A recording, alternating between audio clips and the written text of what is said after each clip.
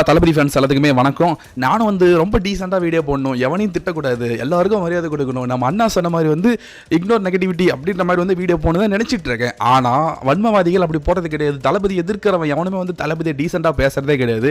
அவனுங்களே டீசெண்டாக பேசுறது இல்லை அப்படின்றதால இதுக்கப்புறம் நம்மளும் ஒருத்தவனுக்கும் டீசெண்டாக பேசணும், ரிப்ளை பண்ணணும் ஒரு அவசியமே கிடையாது.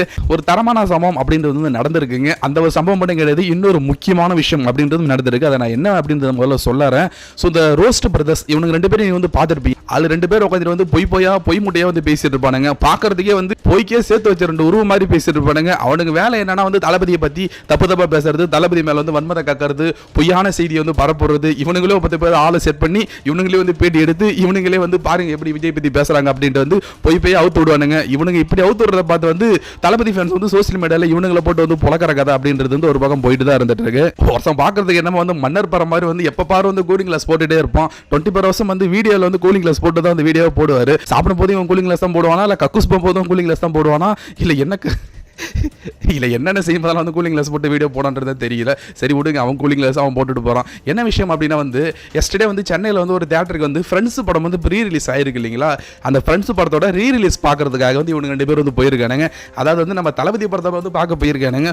போயிட்டு வர வழியில் 4 தளபதி ஃபேன்ஸ் இவனுங்களை போட்டு பொழந்திருக்காங்க அப்படின்னா இவனுங்களை மிதிச்சு செருப்பை கட்டி அடிச்சு மொரத்தால் அடிச்சு செருப்பால் அடிச்சு 4 கேர்ள்ஸ் அசியமா திட்டி டே புறம்போக்கு நாயே, டே சொம்பு நாயே, டே சொம்புகளா அப்படின்ட்டு காரி துப்பதான் நீங்க நினைச்சிடக்கூடாது.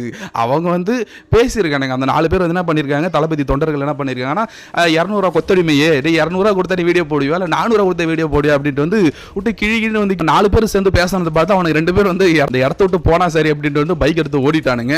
ஆனா அந்த ஒரு வீடியோன்றது நானுமே பார்த்தேன். அதுல அடிச்ச மாதிரி ஒன்றும் தெரியல, இதெல்லாம் சேர்ந்து அவனை அடிச்ச மாதிரி தெரியல. ஆனா ஏதோ கலாய் சுட்ட மாதிரி தெரியுது. ஆனா நியூஸ் சேனல்ஸ்ல அடிச்சிட்டாங்க, விஜய் ஃபேன்ஸ் அடிச்சிட்டாங்க, இவங்க 2 பேரையும் போட்டு பொழந்துட்டாங்க, ரோஸ்ட் பிரதர்ஸை போட்டு பொழந்துட்டாங்க அப்படின்ற மாதிரி செய்தி வந்துட்டு இருக்கு. ஸோ நான் ஒன்று தான் சொல்லிக்கிறேன், யாரும் வன்முறையில் இறங்காதீங்க. வன்முறை அப்படின்றது எதுக்குமே தீர்வாகாது.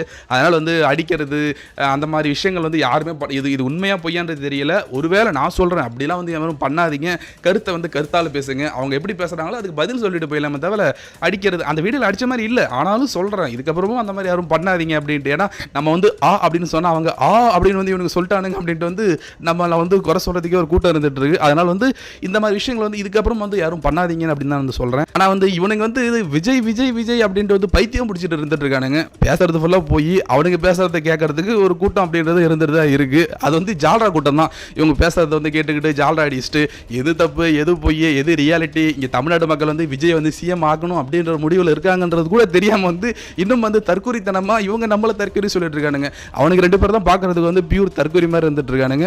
ஒருத்தன் வடிகட்டின தற்கொலை, ஒருத்தன் வடிகட்ட முடியாத ஒரு தற்கொலையா இருந்துட்டு இருக்கானுங்க. பார்க்கறதுக்கு நண்பர்களே, வன்முறை வேண்டாம், வன்முறையை தவிர்க்கவும் அப்படின்னு தான் நானுமே சொல்லிக்கிறேன்.